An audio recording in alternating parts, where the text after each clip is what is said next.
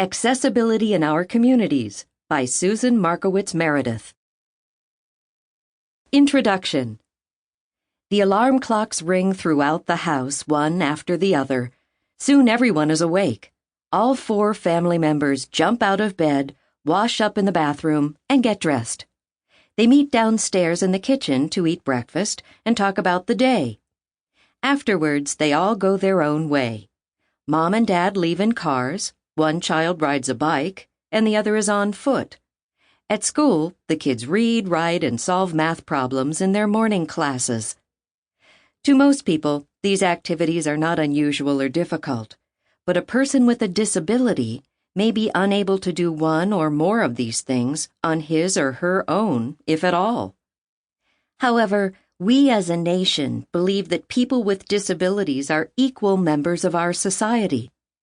Our laws give them the right to take part in the activities of their community, but that can happen only when we help make it easier for them to join in. Chapter 1. Disability Basics. A disability is a physical or mental condition that limits a person's ability to do one or more main activities of daily life. For example, someone who is mobility impaired cannot move around without help from a wheelchair, walker, or other device. People who are blind are unable to use their sense of sight. Because this limits them, they rely on their other senses. They also use various aids to help them in daily life. So do people with low vision, often called the visually impaired. Those who are hard of hearing require different aids too. The people who are deaf often need to communicate in other ways besides listening and talking. Communicating can be difficult for people who are speech impaired, too. Some people with speech disabilities speak unclearly, while others have a severe stutter or cannot speak at all. These people all need help in communicating with others. Disabilities of the mind can limit a person, too.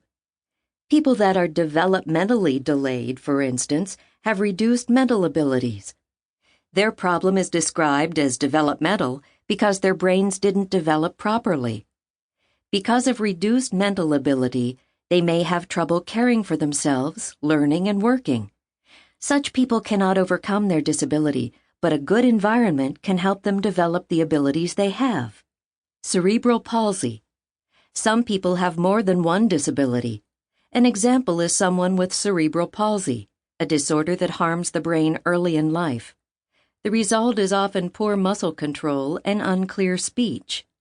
The person may also be developmentally disabled and have problems with vision and hearing. People can develop disabilities at different times in their lives. A baby, for instance, may be born blind because of disease or because of a problem during birth. Another baby may be born developmentally delayed because of mental retardation due to a genetic problem. Diseases can cause children and teens to develop disabilities too. For example, a bad ear infection sometimes leads to hearing problems. Disorders such as multiple sclerosis usually don't show up until someone is in his or her late teens or early 20s. Adults, especially as they age, can develop many disabilities. An elderly person, for instance, may develop arthritis. This can hinder his or her ability to get around. Many older people also have hearing or sight problems. Everyone, regardless of age, can develop a... Sample complete. Ready to continue?